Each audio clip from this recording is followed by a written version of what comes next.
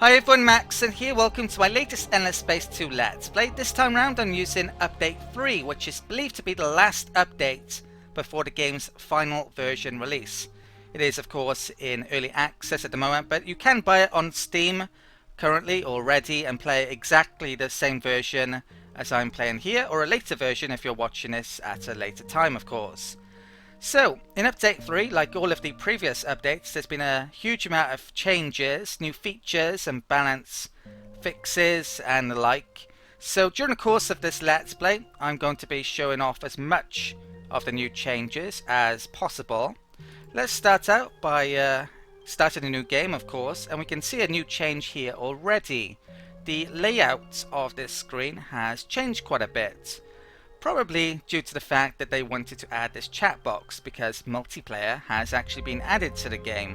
Now I can't show you that of course because I'm playing single player here, but I believe the multiplayer is supposedly in a very early version, so it's probably a bit buggy. But yeah, if you happen to own the game and you've got someone who you want to play against, you can now play multiplayer.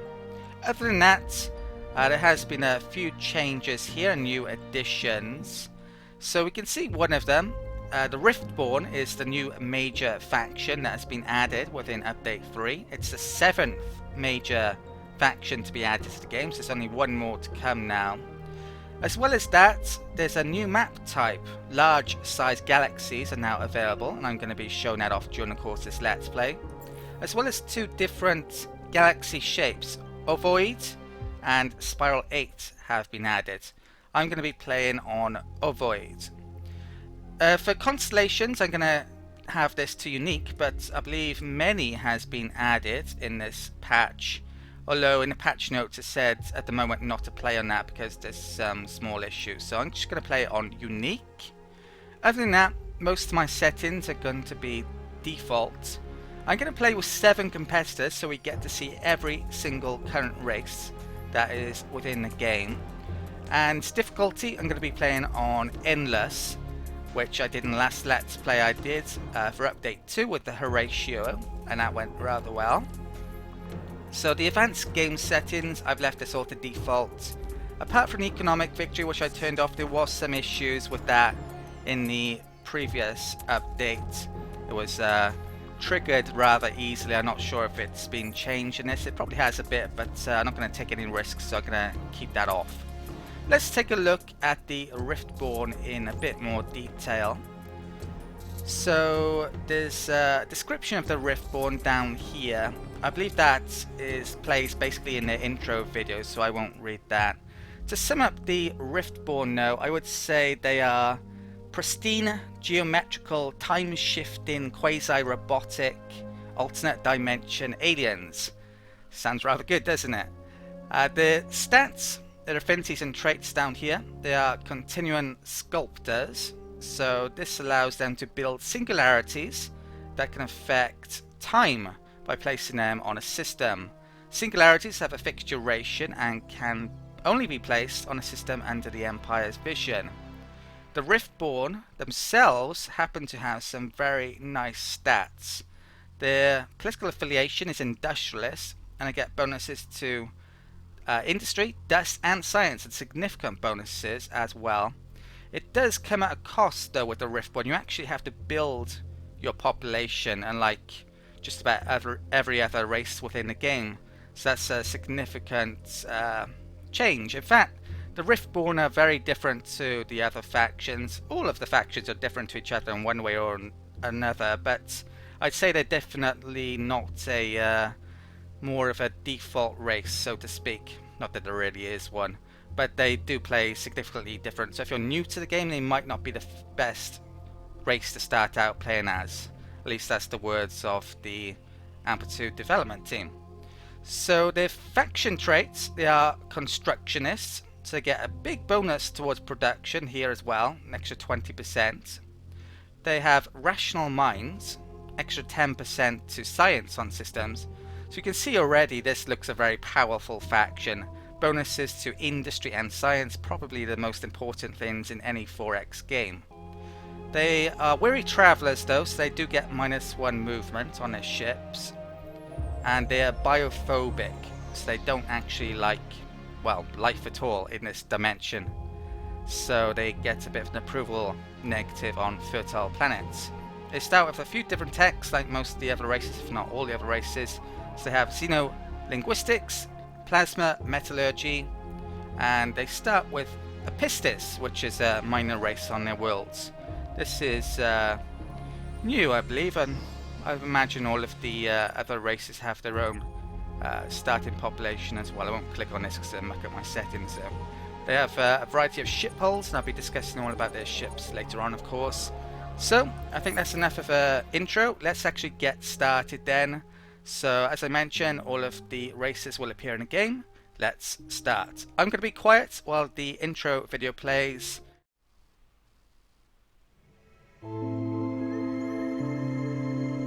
Ours was a pristine universe. We knew nothing of your endless, your dust. Until the rift ripped a path between our realities, injecting a blight that spread like poison. Our cosmos of order and balance was shattered forever. Dying, corrupted, and consumed. We had no choice.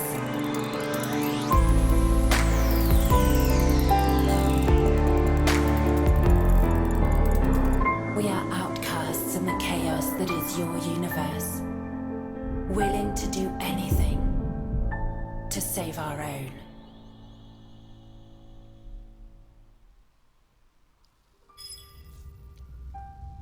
Okay, so we're greeted by a tutorial thing here, a time of survival. I'm going to leave these on, but I'm not going to read every single one of these. I basically focus on reading the ones that are new to this update. So, if you're new to the game, you can pause and read these, of course, if you want to.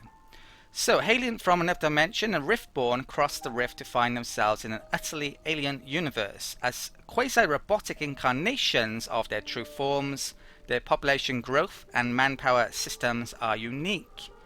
Select your home star system for more information. Now I'm going to do that shortly after I've saved the game.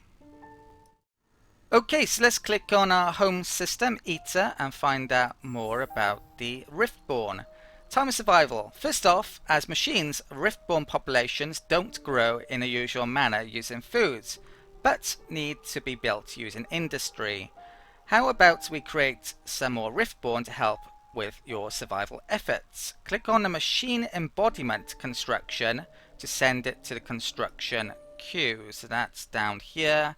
This is the tech or the build list item that is used to create population, as you can see. Riftborn manpower stocks are increased in a similar manner, rather than supplemented through natural population growth. Military personnel are constructed with fabricated forces. Note that food can still be used and exploited by your non-Riftborn populations. Speaking of non-Riftborn populations, we can see the Epistis, the minor race that we start with, happens to be there, which, yeah, as I mentioned, uses foods. The fabricated forces build this item is there. That's for manpower. Now, this really does make the Riftborn very different and potentially quite challenging. I have actually played about 60 odd turns to test them out though, so I'm not coming into this completely new. And in that 60 odd turns or so, I found them to be very powerful actually. So let's check out our hero. E has joined your empire. Let's inspect him in greater detail. So you can see from the stats down here, the top two are generally the best for using as governors. That's the amount of skills they have in those areas, which are wit, labour, and the bottom two are command and wanderlust, which happen to be more focused towards commanding fleets. So I'm going to have this guy as a governor, but he doesn't actually have any skill points yet, so there wasn't much point going in there. Let's stick the hero there. Now you can probably already see changes from the last update here. There's a new panel over here for political sensitivity, so you can now see what governments well, what pressures from certain affiliations are likely to make up your government here. We start out with pressure from industry and ecology. If we dive in here, you can see more details on this system. Bread and circuses. Rather Roman there. So yeah, and you get to see all the details on what's happened. That's the same as before. Everything's political. Alright, let's see how different populations respond to different political events. Open up the Senate screen, I'll do that shortly. Yeah, the population tab over here is a bit different as well. You can see what populations on your systems there are, which in a bit more detail, which is great. The political side of things has actually changed quite a bit in Update 3 as well. The laws work in a different fashion than they used to, and in fact the governments. So if we click on population details, this mentions all of the political traits. I think that's pretty much similar to what it was before. There has been something new added here though with the populations. You can now actually use luxuries to give a population boost to certain populations within your empire. They each use a different type of luxury. I don't know all of them yet, but yeah, I'm certainly interested in finding out. There's collection bonuses which were added in the last updates, which are back again. If we have a look at the Riftborn specifically, there's a political reaction there. That's very strong, extra 15% production on systems that happen to have the Riftborn on. And the last one, to be honest, isn't very good in my opinion. Wormhole travel consumes only half a ship's movement points. But in general, these are very strong for the races. And yeah, it is often quite a good idea to have a very diverse, multi-cultured empire with each population type on a planet to give their bonus, if you have enough of them. So we happen to be a republic, and the governments have changed a bit. It doesn't really give you all the details as much as I would like within the game at the moment in the change government screen, which we don't have access to.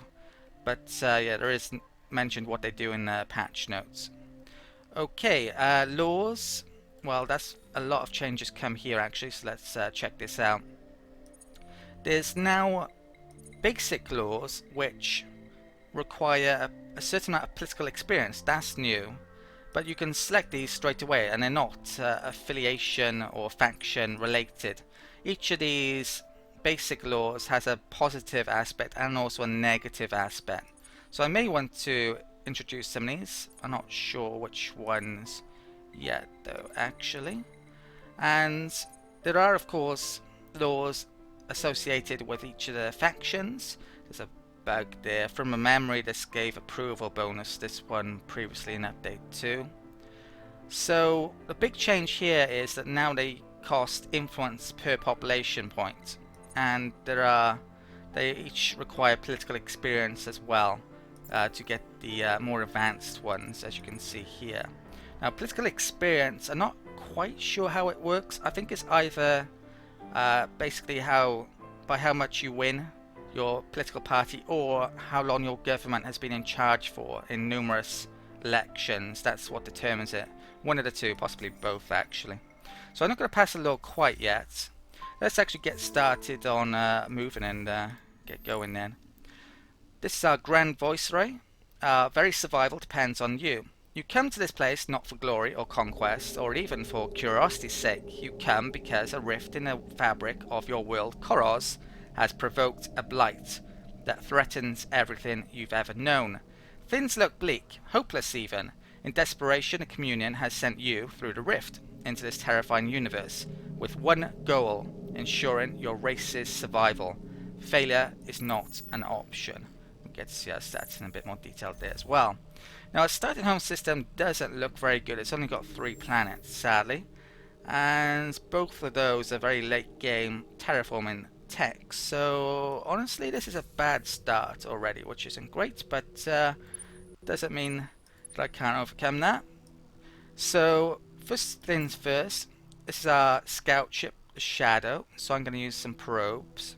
I'm going to send one out there. And you know what? I haven't even zoomed out yet, have I? So that's the Ovoid galaxy. And yeah, there's 6 opponents. We're in a Mensat cluster. I think there may only be one constellation cluster in with this type as well of galaxy. So it's going to be a lot of connected worlds here. Right, I think that's out of movement, but I'll come up there shortly. And with my colony ship, which I also start with, let's get that out there.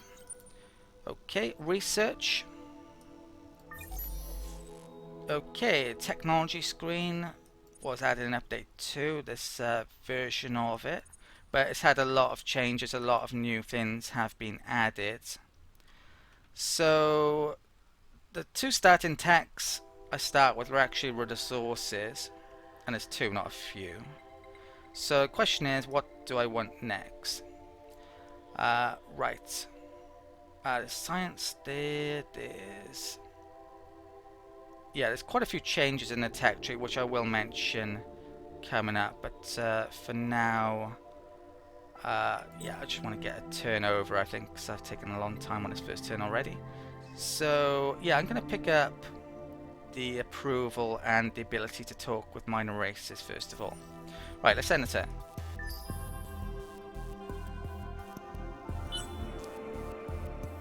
Okay, so one of our probes has found the Viagra system. If we come in here, see it in more detail. Lava, ash, gas, Savannah. Okay, Savannah can be colonized, and it has red sand, which is a food bonus luxury from memory. Okay, there's a black hole here, which if we get it within our influence later on, we get a bonus to science.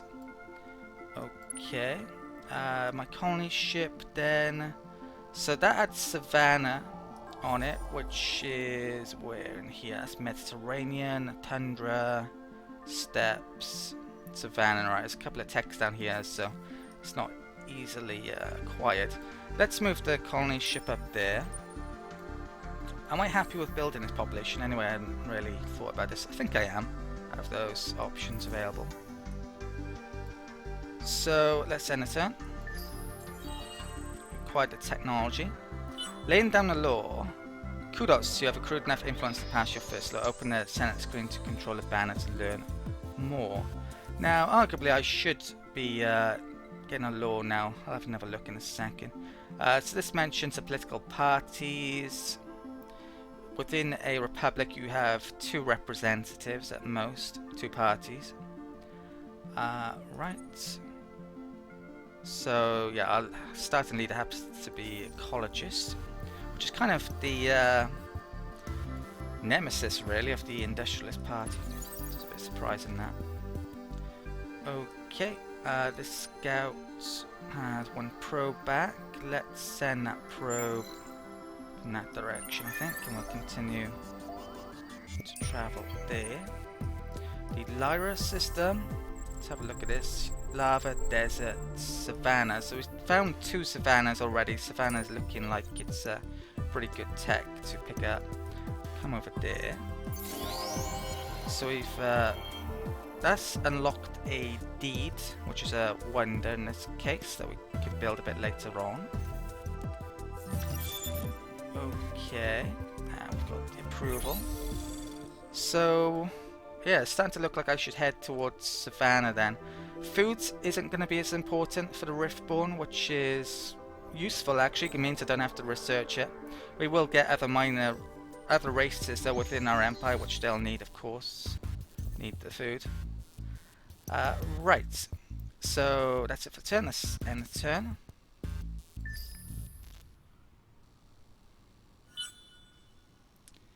Okay, there's a lot of things still to discuss that are new within this update, but I'll discuss them as we come to them in the main, I think. I should have a look at these laws again. Right, so that's pretty much useless because our manpower works in a different way. Dust I probably don't need yet. Approval's really valuable. I am very tempted actually to use that. I think I don't have the influence for those. So if I was going to use that, well, let's have a look, shall we? Let's have a look at our approval. So it's 46%. At 71% you actually get a bonus. So that's very tempting. I think these stats here might not be working as well. I've noticed. I doubt we're first in all categories already on godlike. So, right, essence in economics. Right, so yeah, let's try this law then. So downside is minus 10% to science, which is really bad, but if I can get over 71%, I get a 15% bonus anyway. So you know what? It is probably worthwhile, isn't it? Okay, so... Right, so we also get money as well. I found a nebula, which gives a variety of bonuses should it ever come within our influence. Okay, let's end a turn. Pending objective choice. Do a quest. So this is the Riftborn's main quest line, and it's pretty important in this, so I will read it.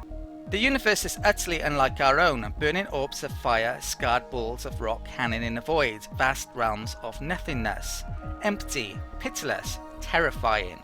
Some of the worlds are more than barren, airless rocks, cloaked in dirt that seems fertile ground for tenacious, foliaged forms. They choke the surface and deny the light. Strange things stalk and shuffle and slither through the undergrowth. We were fortunate to avoid settling on such a world. The world we named Vanguard on account of us being a spearhead, is a white wilderness broken only by still and silent forests, icy brooks, and perpetual grey skies. In its near ceaseless white embrace, where the sky can sometimes be mistaken for the land, it is reminiscent of the homeland. But if you look closer, it cannot hide its grotesqueness. Things scurry under the snow, others open dark winds among the shadows. Chilly waters crash and shriek against rocks. Worst of all, bursts of colour sometimes burst forth, unexpectedly. Sunlight on fish scales, winter meadows blooming with flowers, sweeping curtains of green and purple light in the starry night. No words can do the horror justice. My forces suffer, but they are resolute. Their suffering is nothing as next to the plague that spreads through the homeland Koros. Every message from the communion speaks of the blight growing, more and more of the world becoming dead and blackened. There are many paths we might follow to end this nightmare. Even in the little time I have spent in this world, I have begun to form my own ideas for what is best. But I am merely an instrument of the communion, faithfully relaying the situation here to the best of my ability. They decide, I await their orders. So for a new race to this dimension, they certainly have a very good vocabulary of all of these new things. There are 3 objectives here for this main quest, as always for all of the main quests for the different factions. So there's the Explorer option, that is explore 5 curiosities for a hero level 3 or more. Well, I don't happen to have a hero of that level, and maybe it's not a great idea to pick that one because of that. Reward would be 200 dust, not an awful lot. There's construct 11 system improvements in one system, quite a lot, but you get 50 Hyperion, which may very well be useful. And there's reach out, reach 50 points in relations with 2 minor civilizations for 80 influence. We don't even know of a minor civilization yet. So I'm going to go for the one that is definitely achievable, strength, and it may take a while, potentially longer than these, but the reward is probably a bit better. Confirm. Okay. Oh, we have actually discovered a minor race. I should have looked down here. So new minor civilization discovered, Nirus. This is actually one of the 2 new minor races found within this update. So if we have a click that, so we can see the location. We've actually met a major faction as well, the Lumeris. I greet you in the name of 4 families. So these faction are, their personality is renegade, mercantile, and restless. Okay, so it looks like they're over here. Now the technology was completed this turn, so I've got a couple of support modules available for my ships, and also another deed was enabled. So if we search 10 curiosity first, we get extra Jadniks, I think it mentioned. So if we go back into the research queue, I think we should go for that Savannah text since it seems to be pretty important. There is actually a colonizable planet up here though, already. A couple of lava, gas giant, and a Mediterranean world, which we got in that tank. So I may want to get a colony ship up there. I do have one near to it. Okay, let's do the automated movement this turn. We found the zoo colony, which has a heck of a lot of planets. Hopefully some of them will be colonizable in a bit. Just steppes, ice, ice, barren, barren. Well, only one of those is going to be colonizable anytime soon. Let's get this colony ship up here towards that. Let's get... This feels like it's starting to be the wrong direction to go in here. So I'm going to send a probe out over there. I'm going to bring this back. So if we check out the minor race here, the minor race screen has actually changed. You get a bonus here if you happen to have them simulate at some point.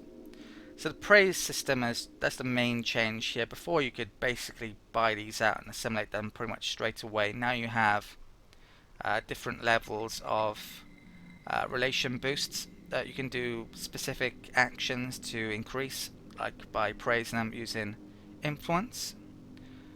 I have 29 influence currently. We've already met the Lumeris. They could definitely be a threat in trying to acquire them. So I'm going to start on this immediately. You can see here we get +3 now, and this lasts for 7 turns. I'm going to want to increase that later before the Lumeris are able to. If we come into over here in the diplomatic part, diplomacy's had some changes now. There's a variety of meters and bars, but I'm going to show that in a bit more detail. I'm not going to introduce myself quite yet because I don't really want an endless AI knowing of me at this stage in the game. So let's enter. Right, so we've got a new population. I think I'm going to get a colony ship out coming up. Right, some empires already achieved that, which I believe that's Cravers based on the colour.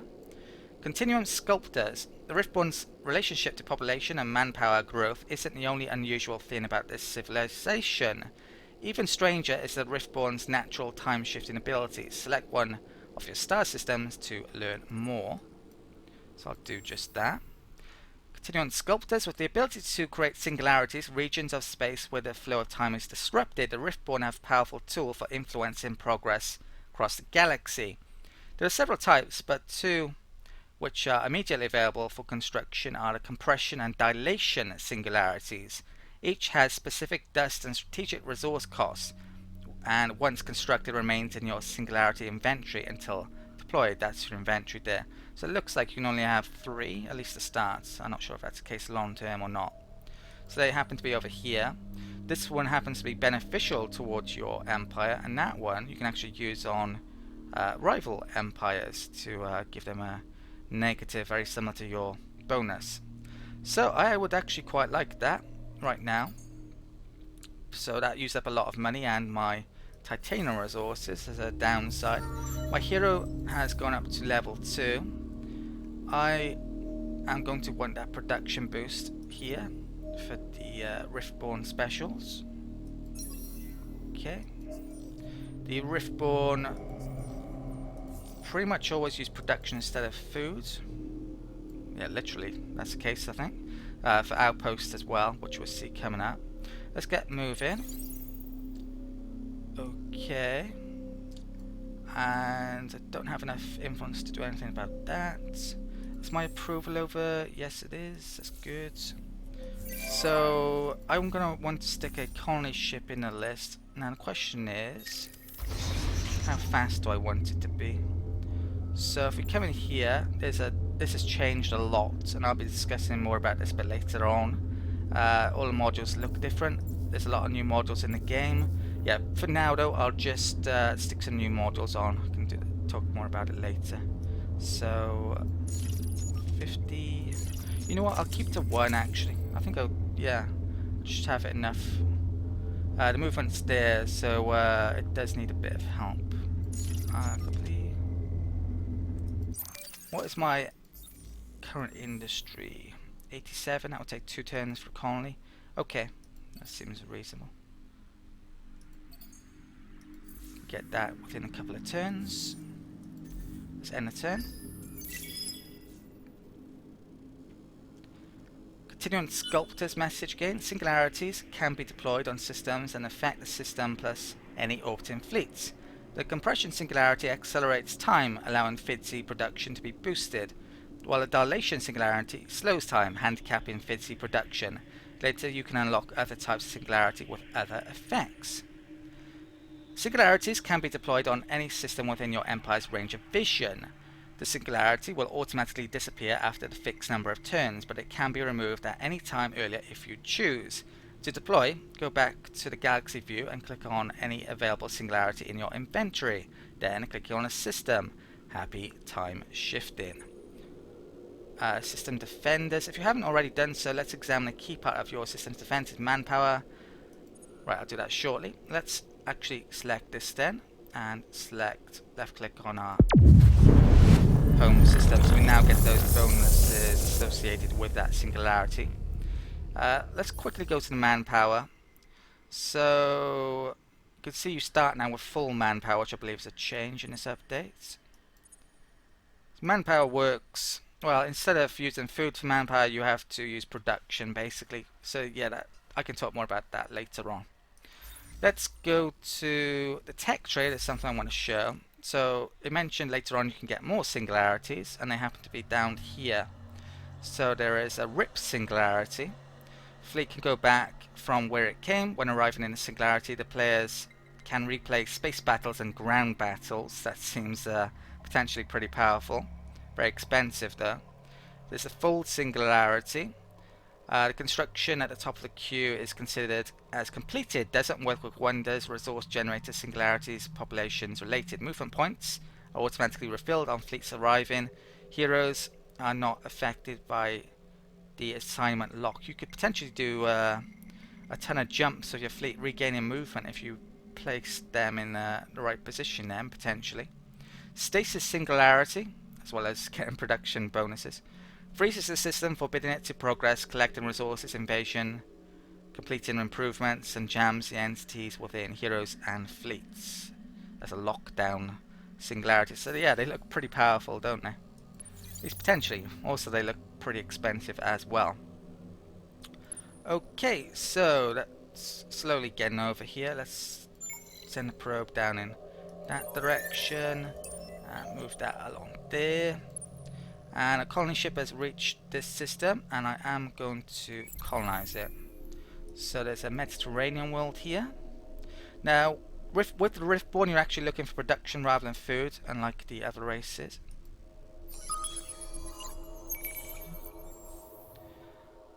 Okay, into a foreign land. Well done. Right, I think this is basic stuff, which we know already. I can't increase anything here yet, but in 4 turns I could use Hyperium to maybe get that up, speed up. It's going to take 16 turns currently. Okay, and that was made, and colony ship as well is finished next turn. And that was, yeah, not sure why that was flashing in, to be honest. Okay, at this point I've discussed quite a bit already, but I believe I'm probably well over half an hour at this stage, so I'm going to have to call it the end of the first video. So I hope you've enjoyed this first video of this Endless Space 2 Update 3 Let's Play with the Riftborn. There's plenty more to come, and I've got a huge amount of new features and changes to mention yet, as well as encountered aliens and conquering them. But yeah, all that's to come in future videos, so I hope you check them out. If you did like this first video, enjoy this first video, I'd be very grateful if you were to give this video a like. That massively helps out my channel, as it helps to boost my videos in YouTube search rankings, so people like yourself can actually find the videos in the first place. That may be the way that you actually found out about the channel. Other than that, if you have any comments or questions about this Let's Play, or you just want to say hi, please use the comment section. If you're new to the channel or even old to the channel and you haven't subscribed yet, please consider doing so. And I have a Twitter page these days as well. If you want to follow me on Twitter, then you might want to check that out. I also have a Patreon page. Patreon is a service that allows people to donate and support channels like my own. My channel needs as much help as it can get, basically, if I'm going to be able to continue making these videos for years to come. I'm really very grateful if you check out my Patreon page, and even more grateful if you decide to become a Patreon of mine. And I'd just like to especially thank my existing Patrons who have been a massive, massive help. Right, I believe that concludes everything. Thank you for watching again, and I'll see you next time.